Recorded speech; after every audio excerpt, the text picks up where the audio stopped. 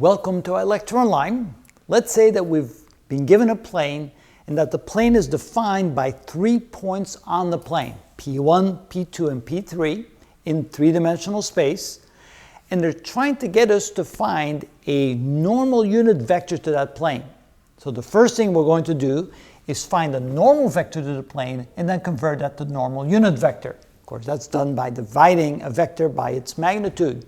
But how do you find a vector perpendicular to a plane? Well, if you define two vectors on the plane and you take the cross product of that, the result of a cross product is always another vector which is perpendicular to the plane in which the first two vectors lie. So what we need to do here is define two vectors, let's call them A and B. Based upon these points, you can see that vector A is equal to the vector from point 2 to point 3, and vector B is equal to the vector from point 2 to point 1. So point 2 to point 3, we go from a positive 1 to a negative 1, that's a change of negative 2. From a negative 1 to a positive 1, that's a change of a positive 2. From a negative 2 to a 0, that's a change of a positive 2. In this direction for the B vector, we go from a 1 to a 1, that's a 0 change. A negative 1 to a negative 1, that's a 0 change. And from a negative 2 to a positive 2, that's a change of a positive 4. So that defines the two vectors A and B. We're now going to find the cross product of those two vectors, which will give us a third vector. Let's call it the n vector, which will then be, by definition, perpendicular to the first two vectors. And since those two vectors lie in the plane, n will then be perpendicular to the plane.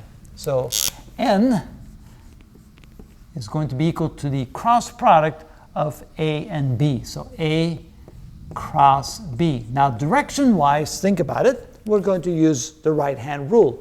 We point our finger in the direction of A, we curl our finger in the direction of B, and our thumb will point in the direction of the cross product resultant, which is in this case n, normal pointing outward away from the plane.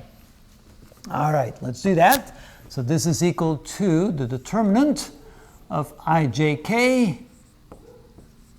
The components of A are negative 2, 2, and 2. And the components of B, which are 0, 0, 4. Lots of zeros makes it a little bit easier.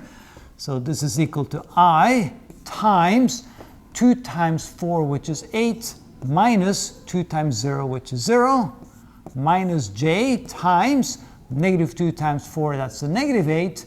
And then we have 2 times 0, which is minus 0. Well, it's the same as plus 0, but let's do it correctly, minus 0. And plus k times, that would be 0 minus 0. So we have a vector which is in the direction of the ij plane or xy plane. We have no component in the z direction. So this becomes 8 in the I direction plus 8 in the j direction, and that is the normal vector, the vector that's normal to the plane. Now, we could have, of course, done B cross A, which would have given us a vector in the opposite direction of the same magnitude. So we end up with another vector, which is normal, which would be minus 8i minus 8j. Finally, we want the unit normal vector, n, which is equal to the vector n divided by its magnitude. So we need to find the magnitude of vector n. So the magnitude of vector n, which can also be written as simply n without the little arrow on top, is equal to the square root of the sum of the products, or the sum of the squares of the components, which is 8 squared plus 8 squared, which is equal to the square root of 2 times 64. The square root of 64, which is 8, so this can be written as 8 times the square root of 2. And so this can then be written as 8 times I plus j by factoring an 8 and dividing it by its magnitude, which is 8 times the square root of 2. In other words, the unit normal vector can be written as 1 over the square root of 2 times I plus j. And that's how we do that. That's how we find the vector, first of all, that's perpendicular to a plane, and then secondly, how to find the unit vector perpendicular to the plane. That's how it's done.